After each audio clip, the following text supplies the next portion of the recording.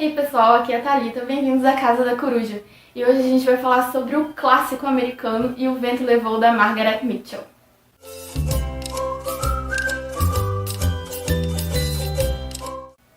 Esse foi o único livro escrito pela autora e ela demorou 10 anos para concluir a obra.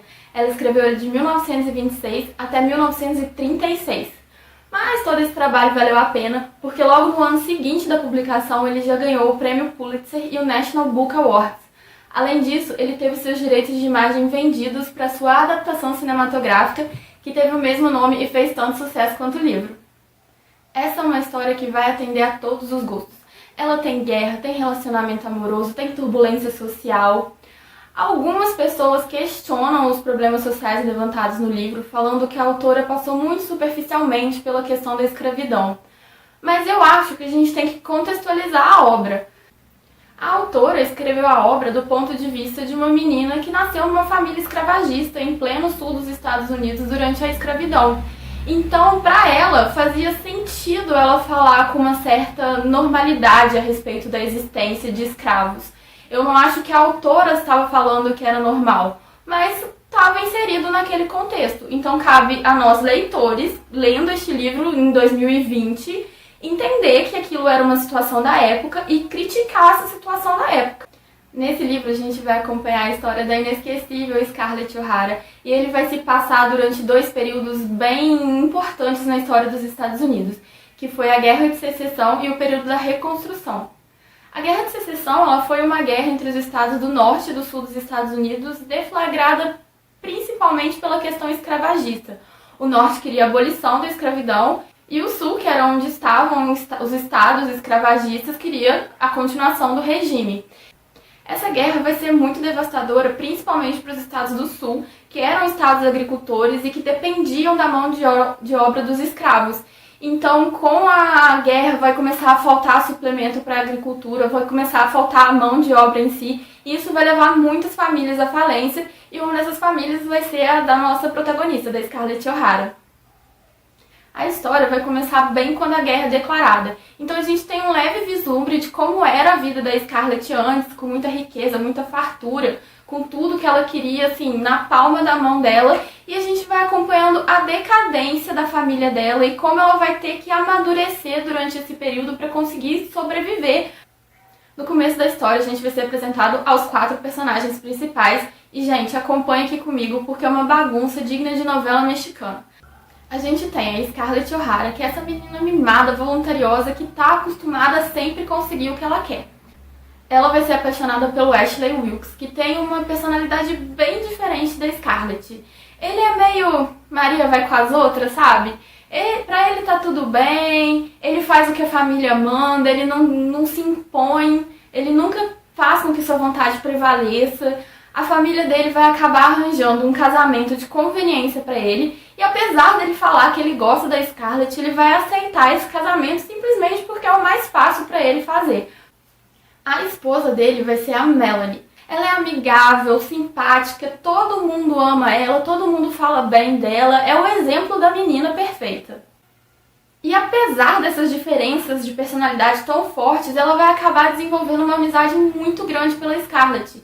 E apesar dela realmente ser amiga da Scarlett, a Scarlett era aquela amiga falsa que na frente falava que amava, que adorava, mas por trás estava sempre falando mal e sempre tentando destruir o casamento.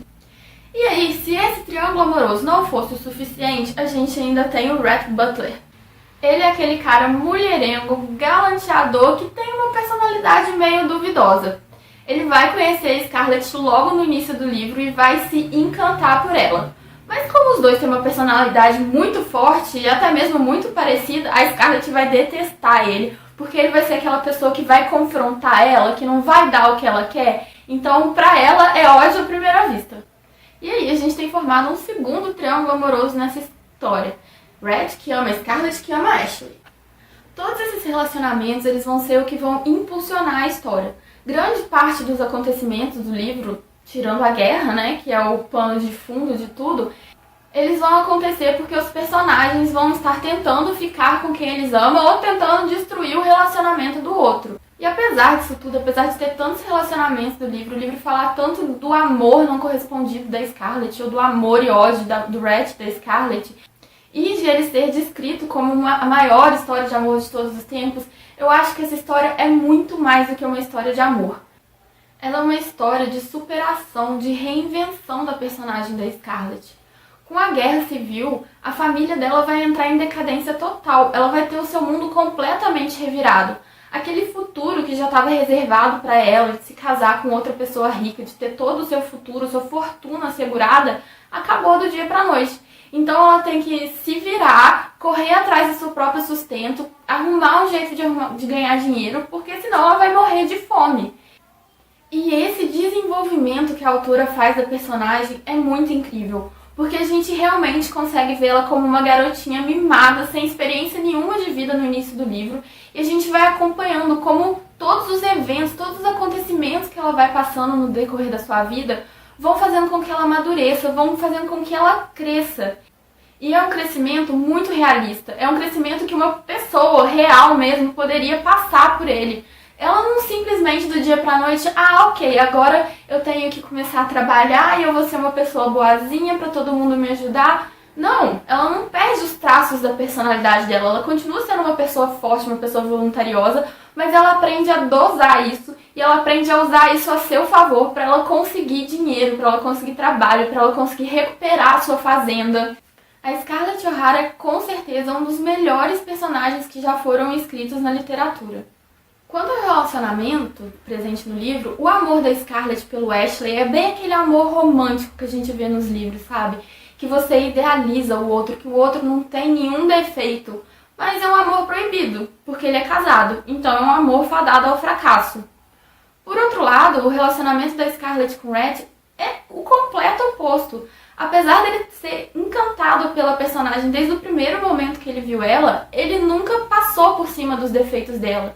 Ele sabia que gostava dela, mas sabia que ela era uma pessoa falha, assim como todo mundo é uma pessoa falha. E eu tinha um time preferido nessa história, e confesso que eu gostei muito do final que a autora deu pro livro. Eu acho que foi o final mais possível, mais plausível que ela podia ter dado pra história. Apesar de esse ser um calhamaço de suas quase 1000 páginas, foi um livro que eu li super rápido, em pouquíssimos dias. Eu não conseguia sair da história. Eu fechava o livro para ir fazer minhas coisas, mas eu sempre ficava pensando naqueles personagens. Eu conseguia ver direitinho a personalidade de cada um deles, sabe? Quando acontecia uma coisa, eu falava, isso é a cara da Scarlett de falar. Eu realmente me conectei com todos eles. Então é isso, pessoal. Espero que vocês tenham gostado dessa resenha e eu vejo vocês no próximo vídeo. Tchau!